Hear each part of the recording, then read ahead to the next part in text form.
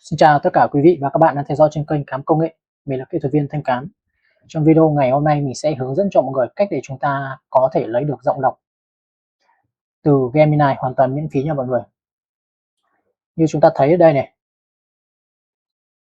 Gemini đây này, nó sẽ có một cái chức năng mà nó phát âm cho chúng ta. Đó, nếu như mọi người không để ý thì mọi người sẽ không biết cái điều đấy đâu. Bây giờ chúng mình sẽ thử cho nó phát âm nhé. Ví dụ mình lấy một cái đoạn này đi. Rồi ở đây mình sẽ nói là đọc đoạn văn bản này cho tôi.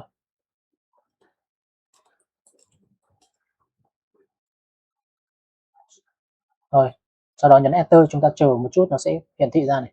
Thì đây nhá, để đọc được cái nội dung này, chúng ta sẽ nhấn vào dấu ba chấm. Sau đó nó có cái chữ nghe này, thì mọi người nhấn vào nhá.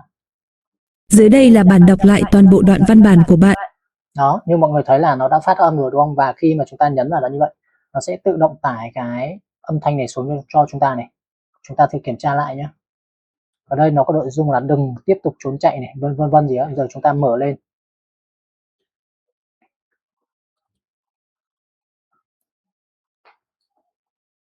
Dưới đây là bản đọc lại toàn bộ đoạn văn bản của bạn. Đừng tiếp tục trốn chạy cảm xúc của chính. Đó, như mọi người thấy, như vậy là chúng ta có thể lấy được cái nội dung mà cái Gemini này đọc cho chúng ta rồi đúng không? Thì ở đây á, mình có kiểm tra qua này thì mình thấy là cái công cụ này nó tuy là nó lấy được cái giọng nói cho chúng ta thật, nhưng mà nó không đa dạng được cái giọng nói. Bình thường các công cụ khác nó sẽ có chế độ nó là cài đặt này, cài đặt giọng đọc. Thì ở đây cái này Gemini nó chỉ có một giọng đọc duy nhất như này, nghe nó kiểu hơi nhàm, hơi chán đúng không mọi người?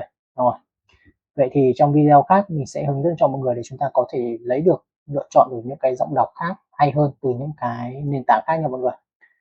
Còn video về hướng dẫn lấy giọng đọc từ Gemini đến đây là kết thúc rồi. Xin chào và hẹn gặp lại mọi người trong những video tiếp theo.